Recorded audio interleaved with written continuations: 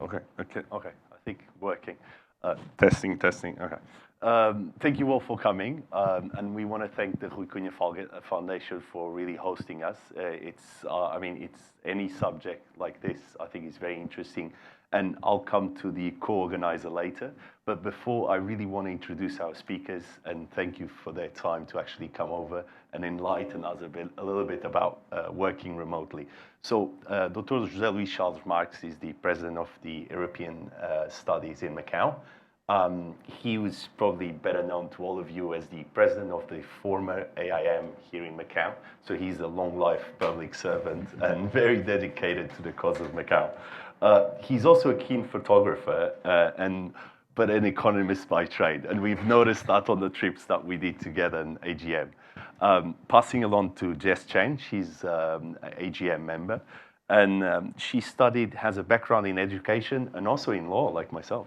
So I think she'll have that sort of gravitas to enlighten us on the education part. She studied in Taiwan, and she's a veteran in our AGM trips. I think that's part of like her being such a fan of traveling and doing our group activities together. Last but not least, Belina, she's a professor at IFT. And I think she has this diverse range of experience managing teams all across the world, UK, Russia, I heard. So I think she can give us a lot of insight on this sort of working remotely. Curiously, she's also correct me if I'm wrong, children ballet teacher. Instructor. I don't know how that works in work remotely in terms of teaching, but for a long time. Yeah. Okay, perfect. I'm going to introduce the subject a little bit, but before I just wanted to introduce the Macanese Youth Association. They're the organizers. I brought this picture, which just to show a little bit of what we do. This was our last trip together. We do an annual trip every year. And this time we went to Xinjiang.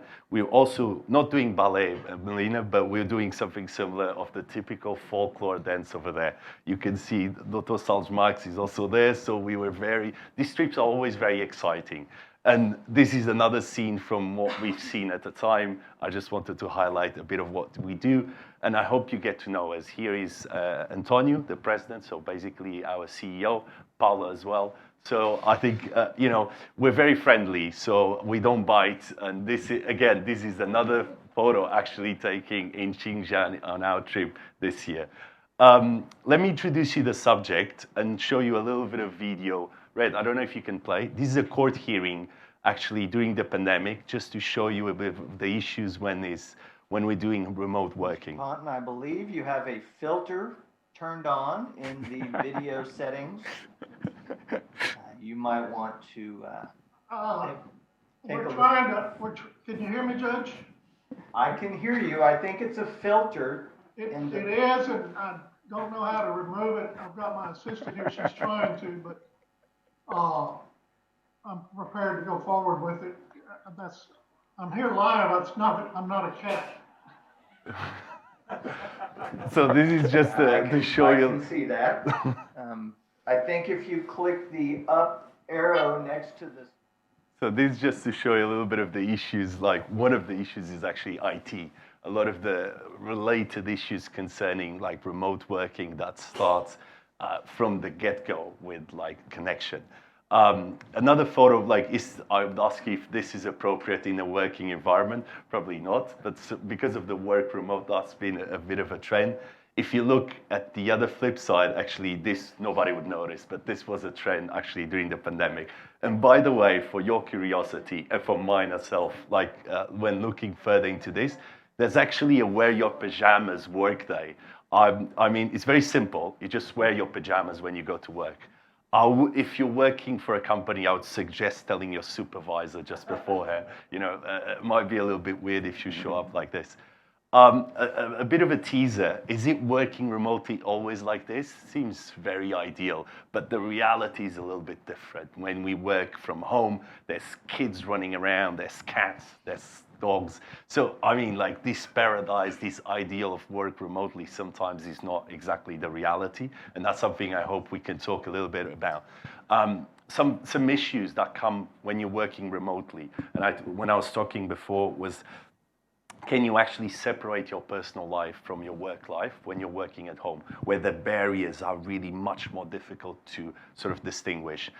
This right to disconnect actually came forward, I think, for the first time in France, or might have come up somewhere else, but France was really the one that was more flashy about this. I still remember I had it because they're very protective of, you know, like the citizens and the workers. I still have a friend that came from Macau. She moved to work in France, and she was used to the long hours in Macau, like always leaving the office at 8. When she went to France, the security at her door started to say, if you keep coming out that late, I'm going to report you. And she's like, but I'm working more hours for the company. But that's the kind of thing. France is always kind of thinking ahead in terms of protection. And this was one of the ideas they came up with. Lastly, on a little bit of the current trends, actually, the tech companies have been trying to pioneer. They've been doing that already before the pandemic, the work remote sort of hybrid. But with the pandemic, they went further forward and tried to actually institute as a policy. That's why a lot of people actually like to work for tech companies, Western tech companies especially. While on the opposite side of the spectrum, the banks have been saying everyone back to the office because that's how they think that productivity is actually better. I would say in the middle, there's all these other companies like the big four auditing companies. They actually are the ones I've been talking to. Sometimes they remove one remote day work. Sometimes they add up to try to figure out what's really the right balance. Not easy. When you measure productivity in services, it's very hard to actually track down what's the ideal, if you increase or decrease productivity. I saw a study says it reduces a little bit, but at the same time, you save in office space. So you might want to measure all the benefits and trends. Another perspective, and lastly, about Macau. So Macau is actually quite bigger than the Vatican City. That like sort of blue dot-ish is like the Vatican City. So in perspective, actually, I think Macau, working remotely in Macau could make sense. If we compare to our neighboring SAR, it's actually 30 times smaller. And I just came from Japan, and I have to promote this because I didn't know Tokyo is actually the biggest metropolis in the world. So Macau compared to Tokyo is this tiny little fraction. So in Tokyo, the question might be a little bit different. So my last teaser is, can Macau work from home, or like, does Macau need to work from home? So that's a question for our speakers to reply later. So because I talked too much, I'm going to pass it to Dr. Salles Marques. And I think, so how we'll go about this is basically our speakers will give a little bit of an introduction about the subject, and then we do a Q&A session, free flow, basically. So please. Well, thank you very much, George, for such a wonderful introduction. Thank you for presenting me as well and telling everyone here that I'm a keen photographer, which is the thing that I do and makes me, really proud. But the fact is, I'm here as an economist, and I will try to, to approach the subject as an economist. I want to thank the Macau Youth Association for the invitation, Fundação Rui Cunha, and all my friends and some of very important people that are here present to have, let's say, this conversation about Macau. Does Macau work from home? And I'm picking up on the George, last words on his presentation, because as a matter of fact, I think this is maybe the first question, right? Whether do we need to work from home, or do we want to work from home? I think this is the very first question. And of course, this question has to do with the size of the territory where we are, where we live in the Macau Special Administrative Region. And so the first argument would be to say that eventually, yes, this is not a very big place, so it's not so difficult to travel and to circulate from one place to the other. But if we look at my dear friend Coutinho here, he will say differently eventually, because it's not really 100% true, because Macau is very small, but then traffic is terrible, and so it takes a lot of time for people to move along, right? So this is the first thing that I would like to say, that eventually the argument that Macau is a very small place, yes, may be true for more than 50% of the cases that we have to deal with, but not necessarily is 100% of the cases we have to deal with. The second one, and I think this is the most important, that led me to think that actually in Macau, it's very hard to work from home. Is because our main industry, a service industry, and very particular type of service industry, hotel industry, retail industry, casino industry, and so on and so forth, where this interaction with the client, with the customer, is essential, is part of the definition of service, right? So in that perspective, it's very hard, almost, I would say, impossible to work from home. The third thing is, nevertheless, there are many activities in Macau that allows someone for working from home. I work from home many times because I deal with academic relations. I work with, I teach, I do other things, and well, very frequently I have meetings which happens about 7 or 8 or 9 o'clock, 9 p.m. Macau time.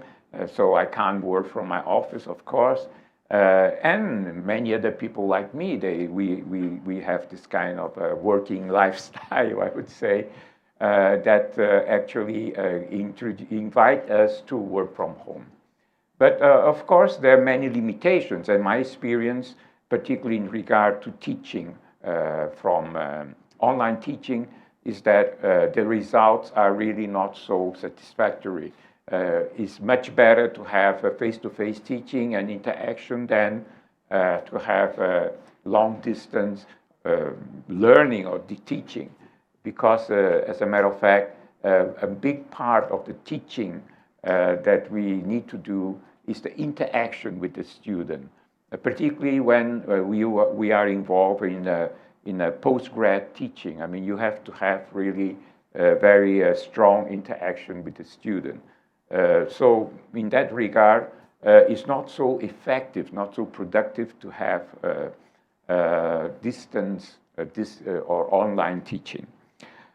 But on the other hand as well, we know that in Macau there's a growing number of people involved in a technical or jobs, right? Expertise that require working with IT, working with communication, and so on. And in this regard, and this particular area, of course, there are many people working from home. There is even one category which I find really fantastic. Maybe the person that was sitting on the rock and looking at the very beautiful, what do you call the scenery, is one of those so-called digital nomad, right? So digital nomad is nowadays a category that allows even for them to apply for some kind of residency in Portugal, right? Portugal has opened up the possibility for digital nomads from China to actually live in Portugal, right? And giving them residence. So this is a new area of expansion, I would say, for some particular kind of business and opportunities. So there is a big, I would say, quite a interesting variety of areas where you can actually work from home. My experience is that eventually we can have, the best solution would be a kind of a flexible solution where you can actually work at home or from home, and when needed to work at your working place, okay, your office or something. Because I also agree that in many respects, it's very important to have teamwork, to have interaction between people, human relations. And this is one of the parts of the work, you know, that requires you to be at some place with other people together, and meetings and so on. And so this kind of interaction is very, I would say, very productive. And I think from the economist viewpoint, you know, what we are really, we are concerned about several I would say, items, okay? Productivity is one of them, of course, but we also need to see whether, what are the working conditions, because there is always a cost, right? If you work from home, or you work from home, some of the costs involved in the working process are transferred from the company to yourself. Okay, you maybe have to pay more your bill to CTM or something like that because of the use of the internet and something like that. So there is cost transfer from the company to yourself and so on. Of course, if you work if a company have 90% of its workers working from home, maybe they can downsize their office space, and then there will be a substantial, let's say, amount of money that will be saved because they will need to rent just a very small place, or even a very small corner here at the Rui Cunha Fountain in this building, right? You can just have one small office space, and you can run a company from there if of your workers work from home. So there are many, I would say, positive and negative aspects. But at the end of the day, I think we just need to think about two things: how to run the company in a very positive way, productive, and making money, which is what is supposed to happen, and then balance that with the conditions, working conditions, with what the human element has to go through. And just to finish, I would say that one of the things that I've been thinking about regarding Macau is that eventually there should be more flexibility, so working from home maybe, particularly for young couples. I see many times the youth department, every time there is a big storm or there are big rain coming, so the schools are closed. So what are the small children, the young couple going to do with their very small, very young children? Some of them, they might have family members that can help them. But then there are many others that eventually it will be a very difficult thing to do, to find someone to just look, you know, just almost without any notice, right? From 6:30 or something to 8:30 or 9 o'clock when you really need to go to your office. I mean, what can you do? Very difficult. So I would say that eventually there should be some kind of flexibility. It would be good for the company on the one hand, and also for the worker, because that would eventually help to solve some of the problems that nowadays are becoming more and more frequent. So that's my very initial contribution. Thank you very much. Thank you very much. I don't know if we can put the slides up for Jess. All right. But meanwhile, thank you very much. And Dr. Salles-Marx, I've come from Portugal and seen these nomad workers that Dr. Salles-Marx is referring. They're all over Portugal. I'm still wondering, in Macau, we probably couldn't do this sort of visa because we actually need space, but it is an interesting way to create some dynamics in the market, actually. Jess, maybe like you would go forward. Thank you. Good evening, ladies and gentlemen. My name is Jess. Next, I will share in Cantonese. And I will do the translation. You don't have to worry. OK， 今日嘅主題係講在家又可以工作啊嘛。我諗呢個主題已經定義咗我哋其實係屋企，而唔係屋企以外嘅地方。所以我就住屋企呢一樣嘢，我哋係咪去考慮到底我哋係需要啊，定係想要？咁喺我哋澳門呢幾年有好多一啲重大嘅事件，而令到我哋去實踐咗或者去體現咗在家工作嘅一個情況。咁喺裏邊我想討論嘅係，到底邊啲人係需要，邊啲人係想要呢？第一家庭嘅需要照顧嘅人士啦，例如屋企有長者啦，咁佢可能係只有佢或者能夠照顧嘅人只有少數，佢可能需要留喺屋企去照顧。咁佢可唔可以兼顧到照顧家庭，亦都可以去工作呢？咁佢離開屋企，佢就冇辦法照顧屋企人，就要返到去 office。咁但係如果佢留喺屋企，佢可以兼顧照顧屋企人之餘，亦都可以工作。咁呢個係一個考慮啦。好，你俾少時間我。我繼續。另一樣嘢咧就係、近年好多都，譬如我哋遇到好多天氣嘅問題啊、交通嘅問題，咁呢啲係咪我哋可以取代喺屋企工作而去，唔需要去趕交通？因為天氣我哋唔知點樣去照顧屋企人或者小朋友。咁再嚟就係啲身心障礙嘅人士啦。我自己有個經歷就係曾經我都整傷過腳嘅，咁係可以係需要休息兩個星期，甚至乎我去再睇醫生嘅時候，醫生都建議我再休息嘅。咁但係呢個時候其實我嘅手、我嘅腦係可以用嘅，咁呢個時候其實可以喺屋企工作。咁呢一啲嘅情況底下，係咪我哋都要考慮在家工作呢？咁當然我哋在家工作係一個短時期嘅在家工作，定係一個長時期嘅在家工作？呢個都係我哋值得探討嘅一個情況啦。咁身心障礙除咗係一啲臨時性或者啲意外受傷之外，可能係一啲人士佢係長久嘅、持續嘅。例如佢嘅肢體唔方便嘅，唔方便行動嘅，但係佢可能喺一啲處理工作上啊、學識上啊，或者一啲現代嘅科技上嘅一啲工作，佢可以做到嘅。咁呢一類人士係咪其實佢都可以喺屋企工作咧？咁呢個都係一個需要考慮嘅族群啦。好，俾我。So today's topic is, can Macau work from home? So I would like to discuss with you the difference between needing to work from home and wanting to work from home.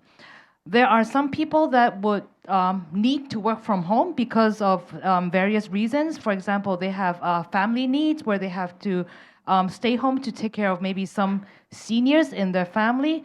And so this would have a need to work from home. But then at the same time, are these people able to both take care of the work at home and also take care of the person who needs to be taken care of? So like if you're home to take care of a family member, do you have the excess time or ability to take care of your work as well?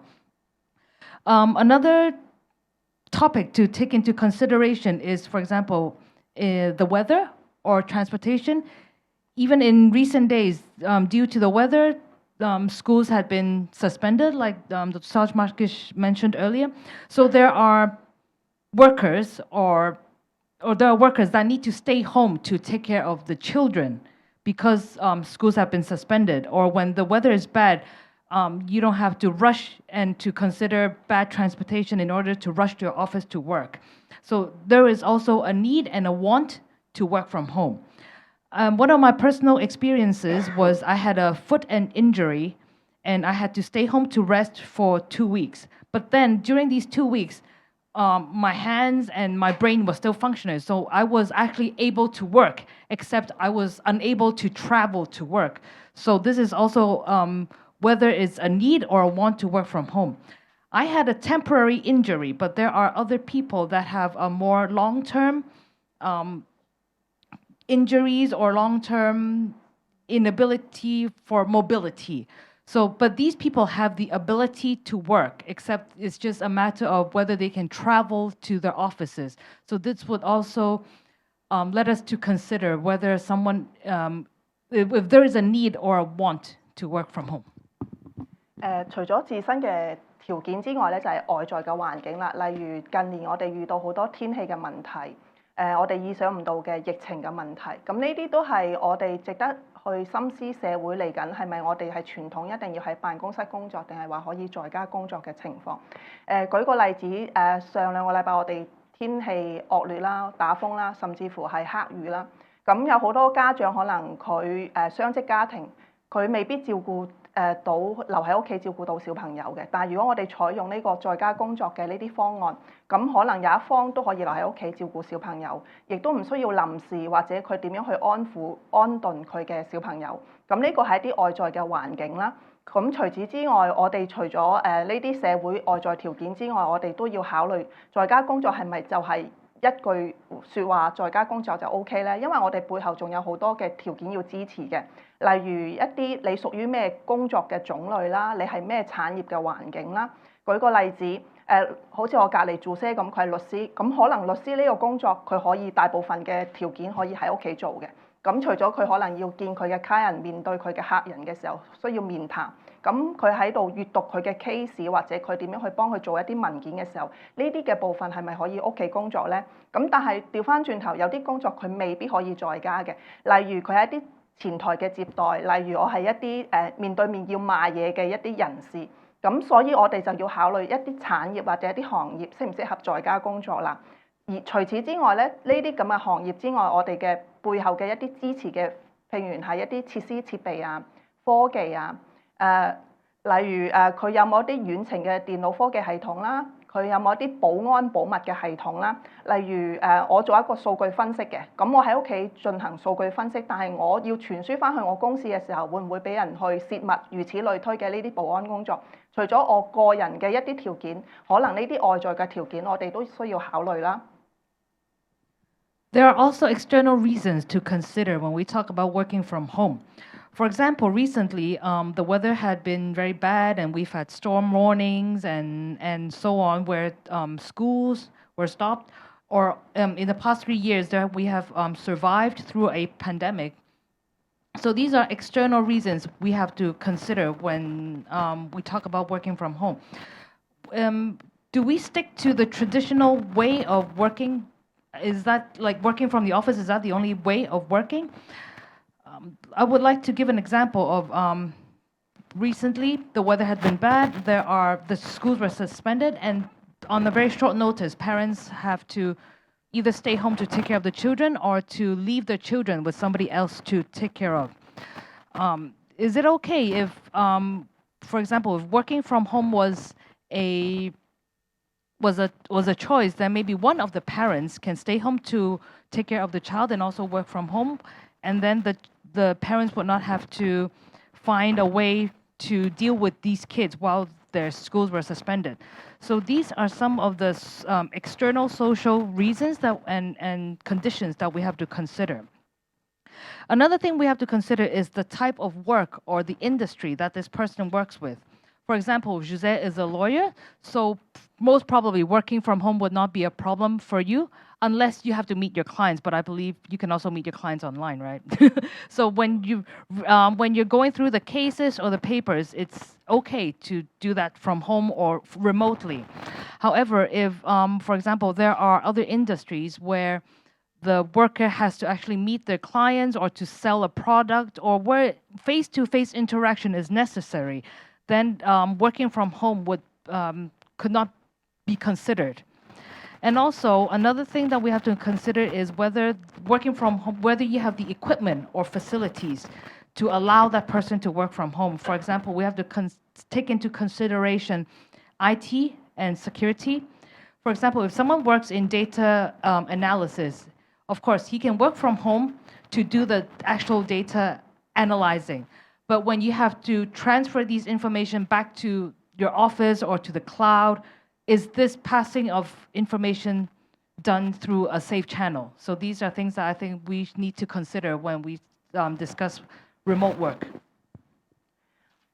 除咗呢啲設施設備之外，我相信就係好大嘅一個情況，就係交通嘅成本同埋時間嘅成本。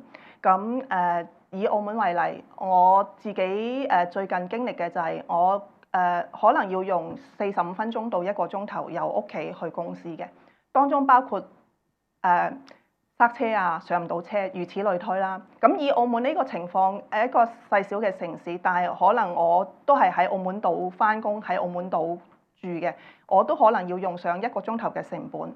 咁如果我嘅距離更加遠嘅時候，呢個返工嘅時間成本亦都會更加高嘅。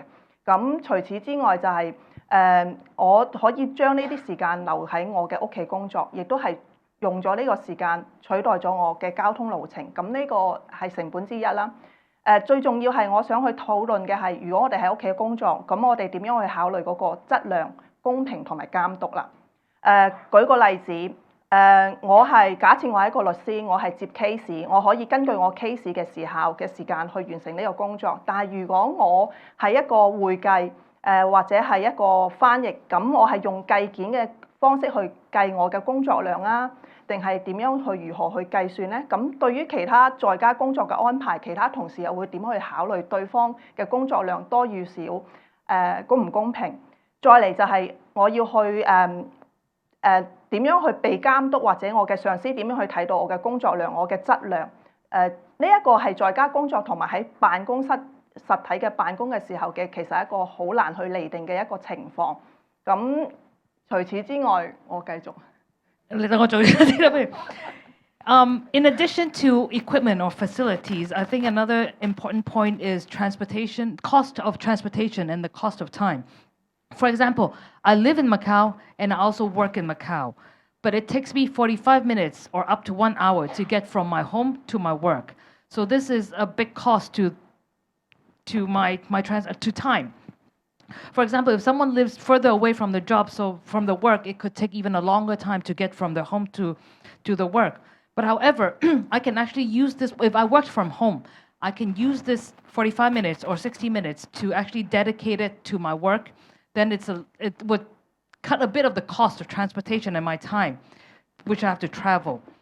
And another thing we have to consider when considering working remotely is how to supervise productivity and fairness. And it's very hard, for example, if someone is a translator, how do you calculate how much this person, the productivity of this worker, or how to supervise the quality or quantity of a staff's output or productivity? 喺呢啲嘅考量當中，我哋最擔心嘅，甚至乎係最近我自己都聽到嘅，就係會唔會工作量過多或者過少。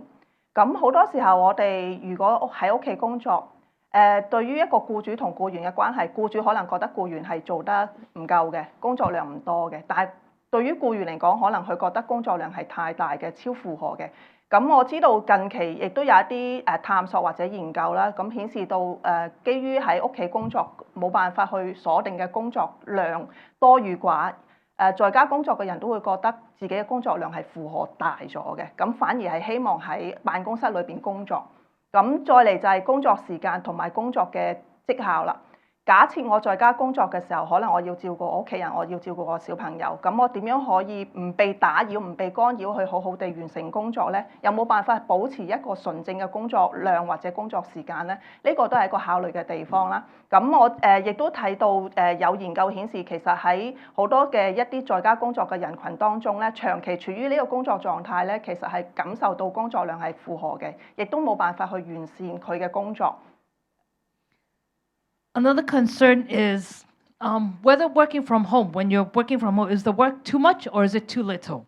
Most of the time, employers will think that you have too little work to do while you're at home. But then the employee would often feel that there's too much work and the burden is a lot. And it's also very difficult to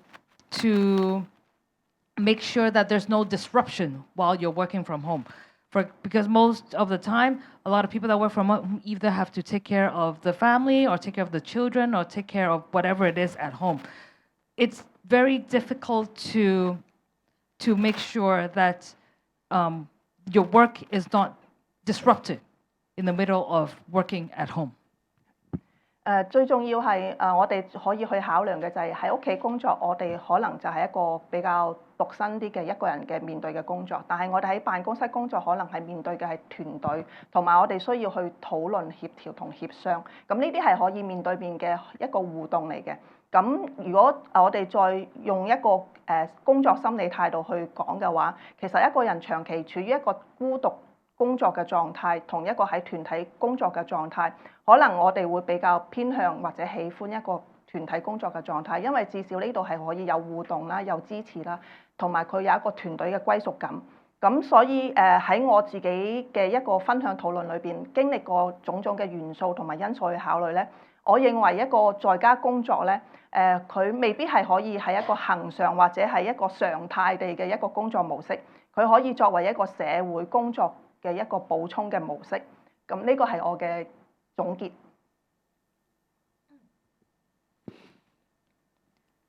While we work from home, most of the work is done alone by ourselves. But then if we work at the office, then there's teamwork.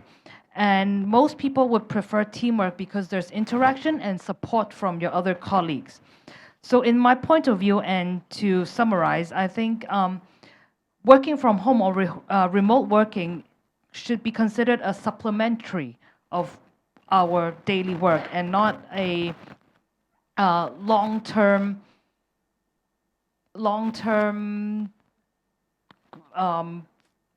way to have our work done. Thank you. Thank you. Right. Thank you, Jess, and I think very enlightening you covering all the topics. I think it will be difficult for us to cover the remaining ones, but anyway, we'll pass it along to Melina. She sure has something more interesting as well than me to share. Please. Thanks for the invitations. I'm going to share with all of you just the experience that we had during the pandemic, and after that we're juggling the time, work, and etc. So I think pretty much the two speakers, they cover a lot of the topics already, and I agreed a lot of the points that they mentioned earlier. So by the time that we were still having the pandemic, for us, we have to work from home for a certain period of time. At the same time, we have to volunteering for helping the national exit test in Macau as well in general. So we're juggling for some time during that period, because most of my family members, they test positive, and a lot of team members at work, they test positive. So I and my husband is the two people that rarely didn't get any positive until now. So during that period of time, we have to cover all the taking care of the family, doing that and doing that. So that was quite busy, but because I spent most of my time for teaching, research, and I was just started my PhD study at the same time in 2021. So during that period of time until now, and I have students, we teach daytime and evening time. So the evening classes that we usually finish at 10 p.m. So at daytime, sometimes we have daytime class, afternoon class, and we have to travel to different campuses as well. So for my work, we spend a lot of time for traveling for Macau campus, Taipei campus, and the office location. Sometimes we have the outside practice. So what does that mean is like to serve the community, to travel to different properties for that. So I agree, we spend a lot of time for traveling, but for me, I still rather to work in the office and go out and meet my students face to face. Why? Because I found out in the past 2 years, when we are having the online class, this year we are full offline class face to face. This semester I have 178 students. All of them have to travel back to school to have the face-to-face class, and we have the tutorial individually sometime. So it is more effective. We have in-class exercise. I'm quite happy to see all of them meet each other in person, more engagement, more interactive. Finally, they can meet each other in person, and we handling group projects, because we are human beings. We cannot just stay home and doing all our work by ourselves. We are living in a society with different gender, different nationality, different kind of people. We need to know how to interact with different level of people, and so as the student as well. So I think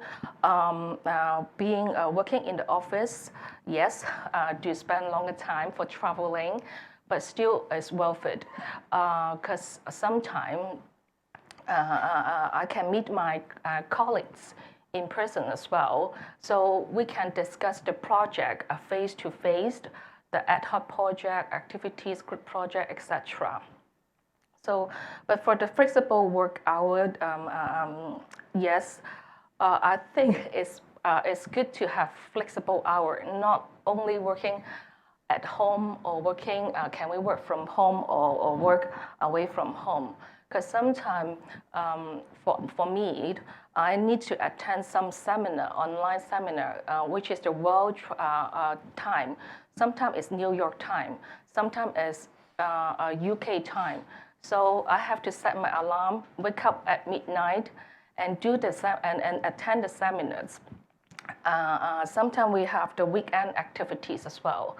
So I think it's being flexible for us to, yes, sometimes when I'm at home, I got a lot of distract. I got a cat at home as well. So I don't have children yet. So I'm sure that the people with children, they would get a lot of more distract by having especially baby turtles, children. And also, if let's say if we have elderly people at home, we need to take care of.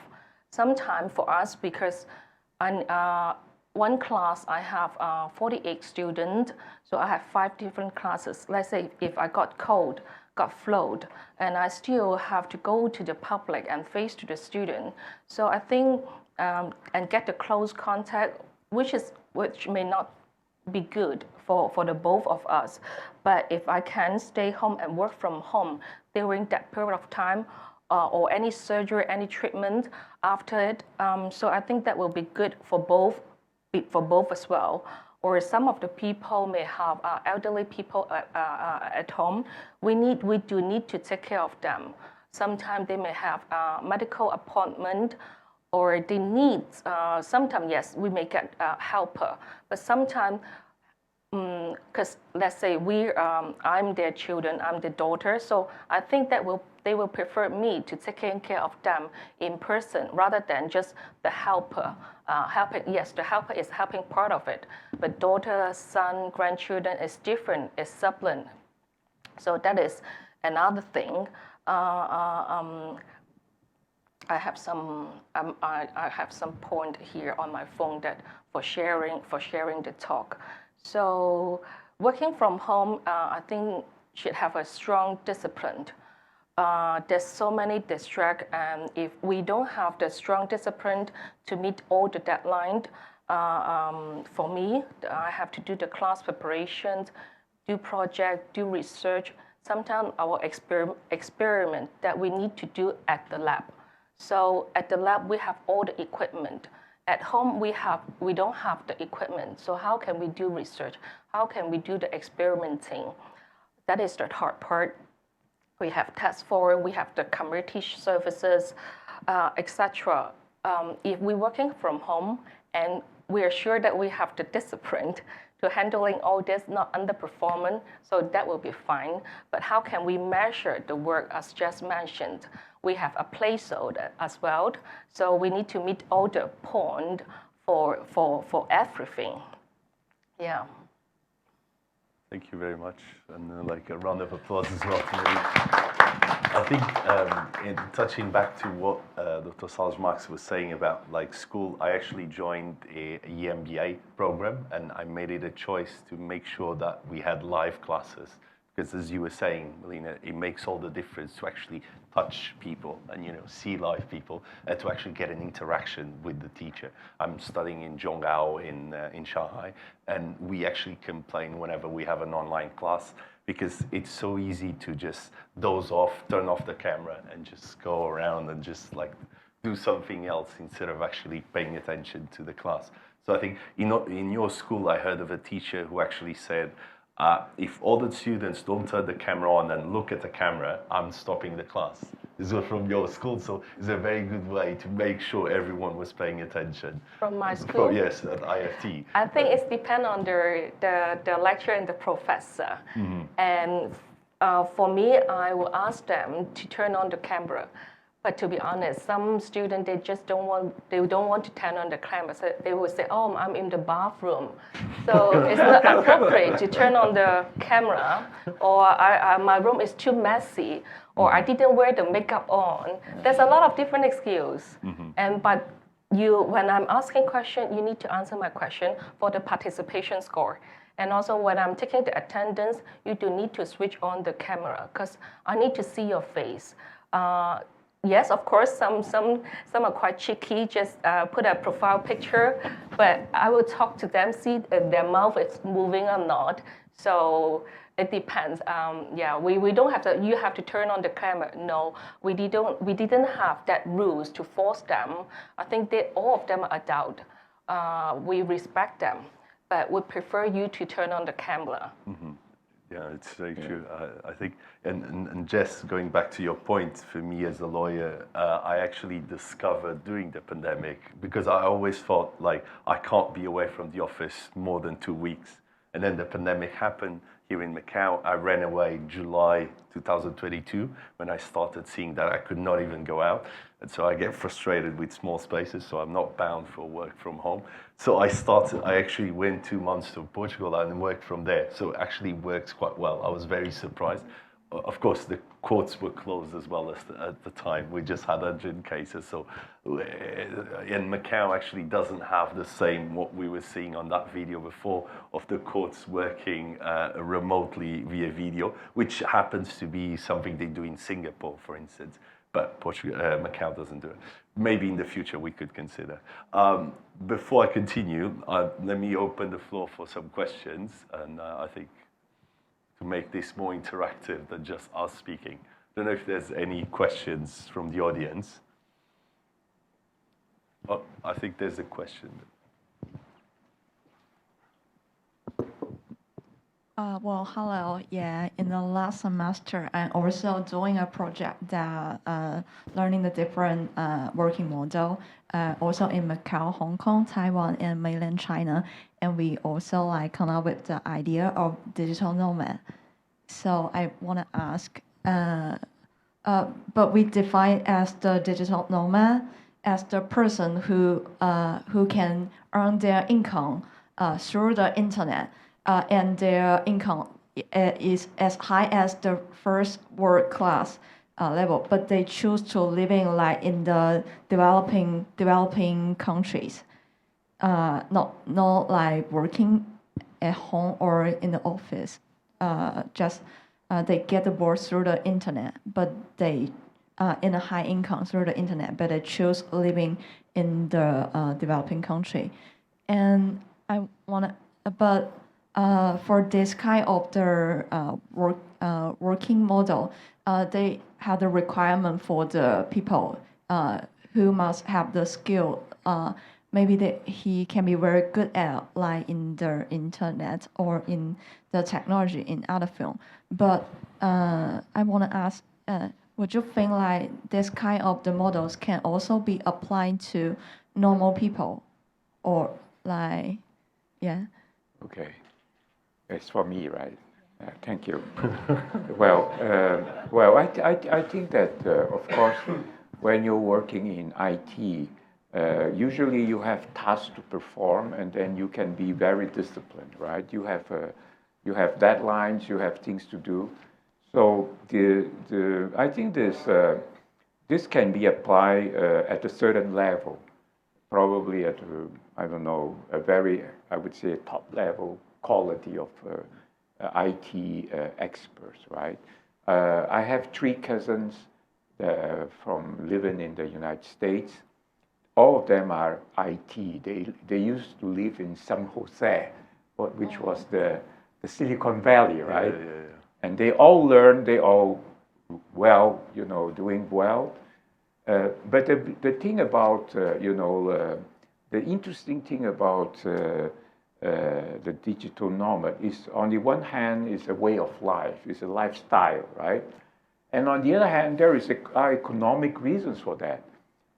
For instance, in the case of my cousins, the reason why they are actually digital nomad in a certain sense, because, for instance, their head office and the place they were supposed to work is a big U.S. city, Los Angeles or something like that, okay?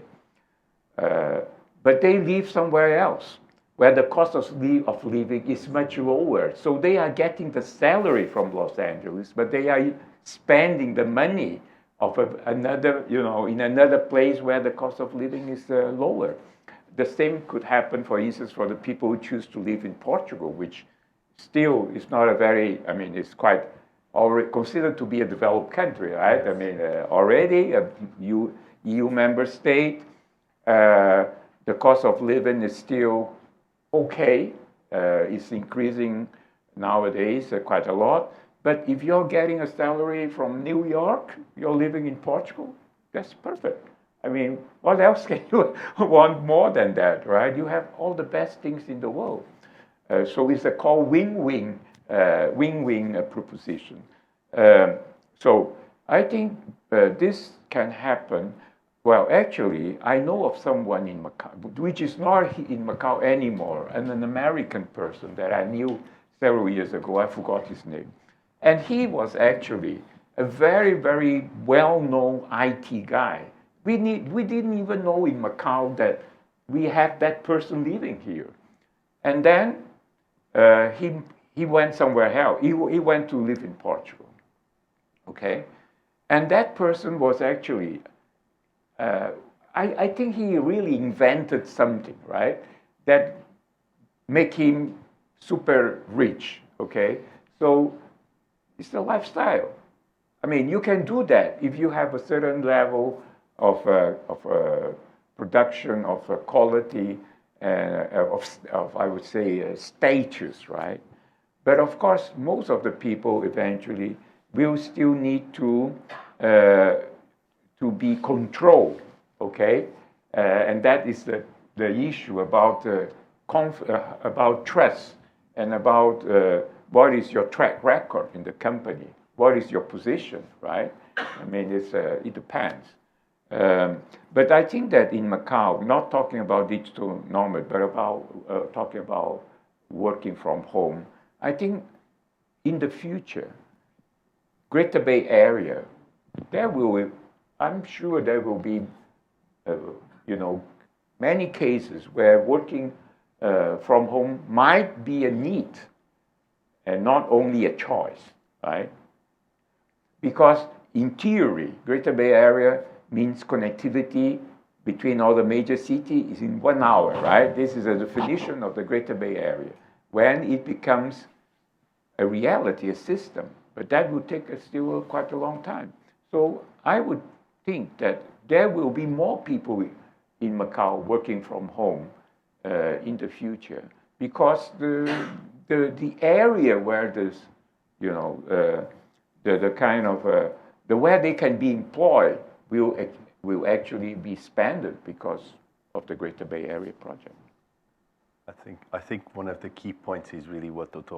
Salzmark said about like the lifestyle, because being a digital nomad is going from A to B to C, and you never have roots somewhere. And I think that might be exciting for 1 year, 2 years, but at some point you might just want to settle down, and you probably can't bring your spouse or your kids along in a digital nomad. So it's probably more of a single life in the beginning of a career. So I think it's really a style that it's not for everyone. I would say it's even for a niche of the market or of the employees. Any other questions that we may have?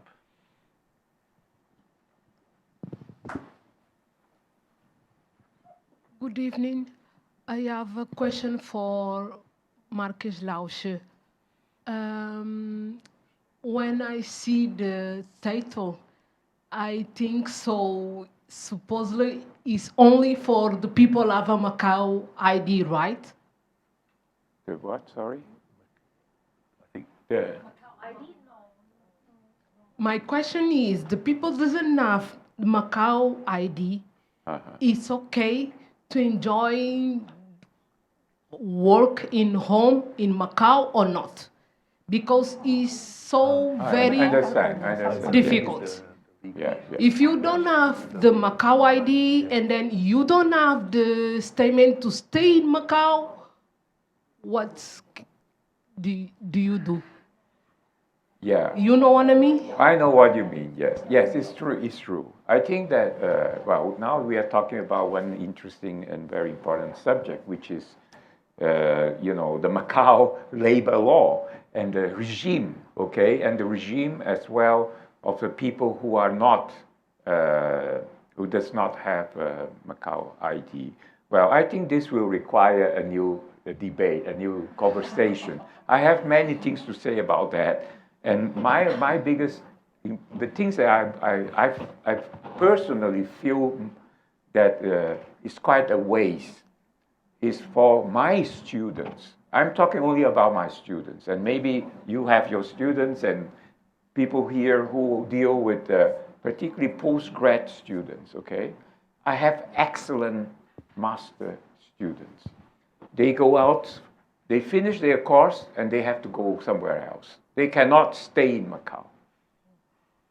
Although they are now paying very high fee, okay? The registration fee for a master degree in Macau is quite expensive, comparatively speaking. But nevertheless, the Macau government does subsidize this education in Macau, okay? They subsidize, which means the Macau government is paying for these people to be graduate. They are fantastic. Some of them are really great because they go out, they go back somewhere else, and in a couple of months they are doing their PhD in one of the very famous universities in the world. So, which is great.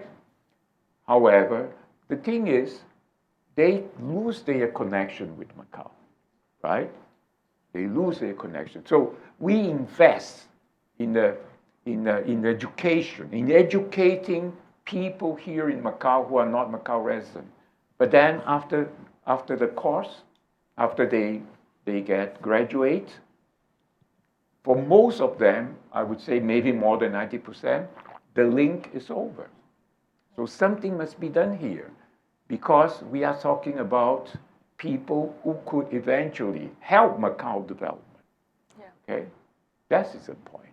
I think this is something important. On the other hand, I know what you're saying. Well, I think there must be eventually some let's say, legislation or some regulation, something that will allow for some kind of flexibility in the future. Yeah. But I think that is a topic that will merit a new conversation here or anywhere else. Okay? Thank you. But that's very interesting, and we have some lawmakers here, so there's some inspiration perhaps to review the law. Actually, in the United States, they have a sort of rule that once you finish your university studies, you can actually work for a year or something. So it's a way to retain that good talent, and especially if you're investing in that talent, as you were saying. Exactly. And nomad visa, I would find it more dubious whether we actually need a nomad visa, because there would be just for the tax purpose, but at the same time, not very sure. But it's, as Dr. Salzmark said, that's another whole conversation that we would need to have. Yes. Any other questions that we may have for the other speakers? Or? No, if not. I want to move on to a rather specific field, back to the video that you showed of the lawyer being questioned and talking to the judge. That is something that is, at the moment, not possible in Macau due to current rules and regulations that we have here. All the interrogations or judicial hearings must be done in person.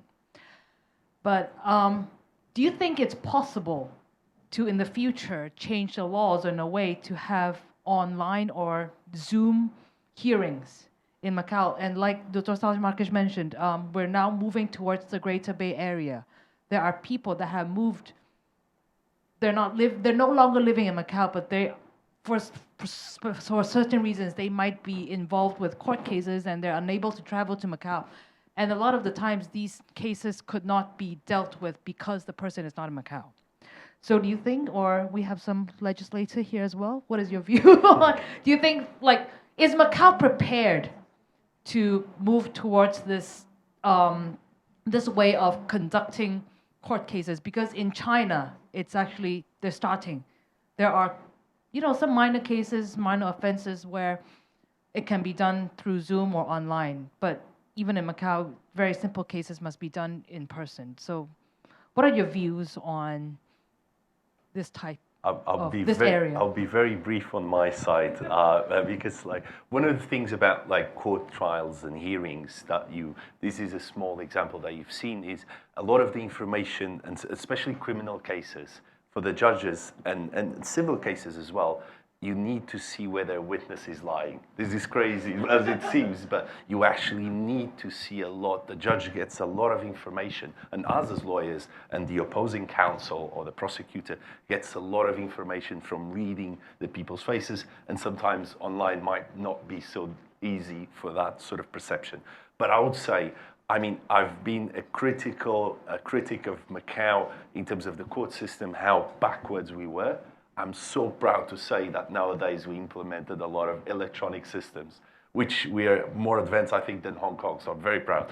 We actually submit now a lot of the filings online, so we got rid of the paper in a lot of paperwork in the courts. So I would say evolution is possible in Macau. We've made this evolution, so why not progress a little bit in that sense? I would say more in the civil cases more than the criminal cases, but could be a step, one step at a time. And we just need to look at other jurisdictions, as you said, mainland, Singapore, to actually see the best examples and try to move forward.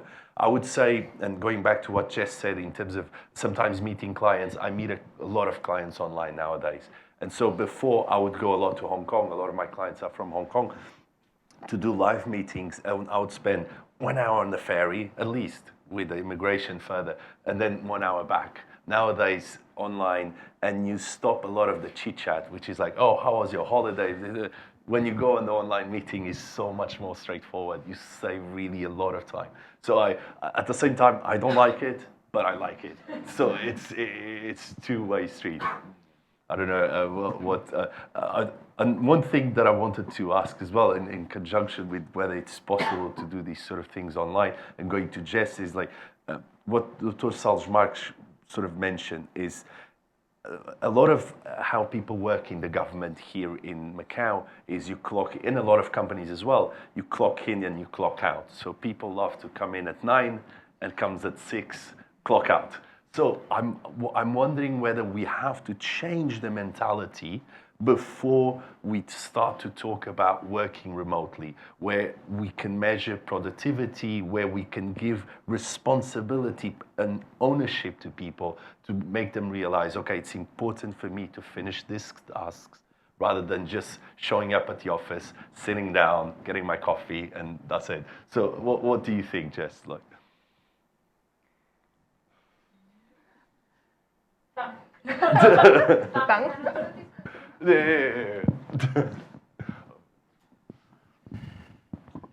For Jose, your question is really a good question. I'm the person who working as a public servant, and mostly I just need to work in a specific working hour from 9 to 1, and no hours for you. yeah, but some of the time, because I'm working in some kind of the tourism industry, we have peak season and low season. And in the low season, sometimes once we finish the work, we don't really need to stay in the office. But because of the company policy, we have to stay still until the clock in time and the clock out time. And I think sometimes it's a bit, you don't need to really need to spend in the office. And I think for the topic, I think we can choose. Are we allowed to work at home? Yeah. So the topic can be, are we allowed to work at home? And also, I want to share my experience in the past 2 years. I have a chance. I'm quite lucky to have a chance to experience to work at home because of the pandemic period. But for me, it's another disaster because I have to work longer than in the office. Yeah, so I think we have to take a balance. Like 1 week, we have 2 days to work at home, and then for other day, we can work in the office. Because sometimes we really need to engage with our colleague. And when we face-to-face to discuss the project, I think it will be more efficient than you just work alone or you have to work remotely. What you said is very interesting. They did a study where they put people in the same office and people scattered around floors just to do this productivity test. And they said you would lose a lot of productivity, those 10% that I mentioned before, because people would take more time to actually communicate with each other. So this is actually very true. I don't know if anyone... I was going to ask Galina, because you manage teams around, like what was the biggest challenges in managing teams that you faced personally? Managing team, you mean I was in the industry for over 13 years on management level, but now I'm teaching I'm teaching at the institute. So managing team, I think now I'm managing my students. Yes, more than 170 students this semester. Managing them this year, I would say the students are easier to manage than 2 years ago, because now they are coming back to campus, motivating them. What I did is, every single class, I try to engage with them, thinking of different agenda, thinking of different method to motivating them. For example, if I'm asking them questions in class, because our daytime class is all English, to be honest, a lot of students, their English speaking is not that well, but still, if you answer my questions, trying to answer my question in class in English, I will give you some point for your participation score. So create the environment, or I will prepare some little gift for them for motivating, or little games to play with them. So it's more casual, more fun, so they will be willing to work more, to be honest. For the group project, I will ask them, you add each other on WeChat, sit with your group. I don't mind you chit-chat in my class. Feel free. Because what I'm teaching in the class is related to what you're doing for your group assignment.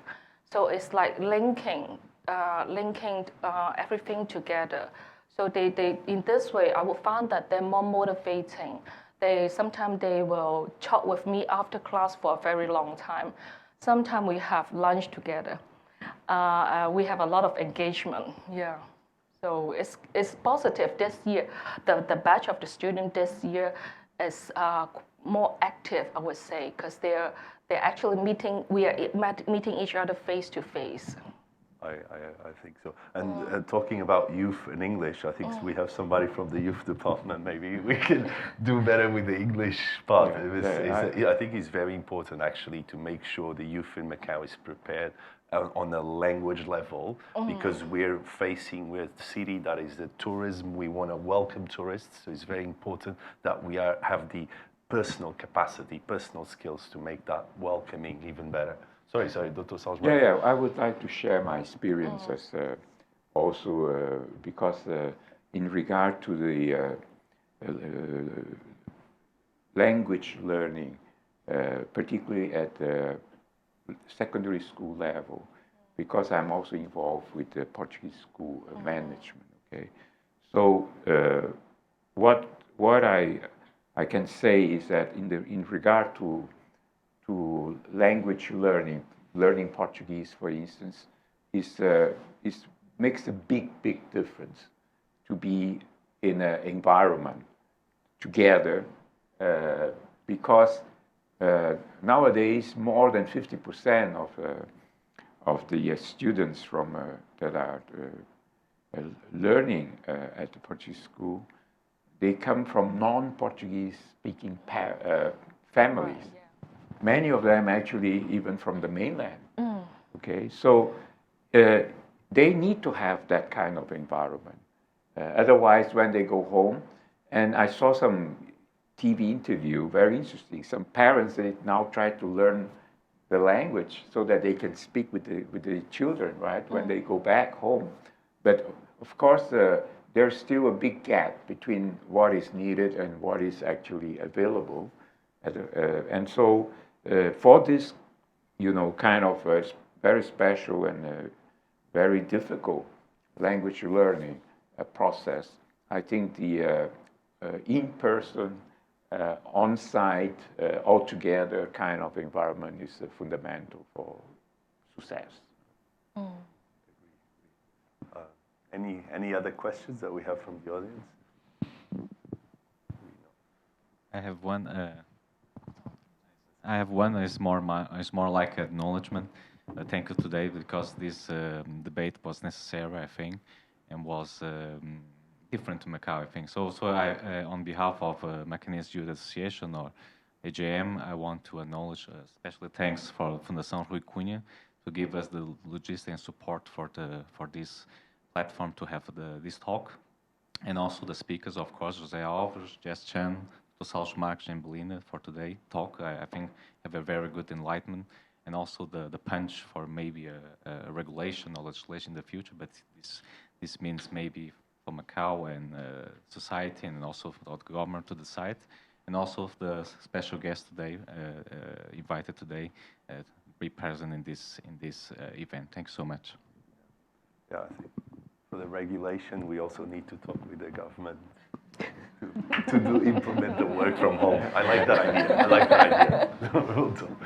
Okay, I think Antonio pretty much summed it up, and I really appreciate everyone for coming, for participating, and now I think we can talk in private, which is much easier. Thank you very much. Thank you.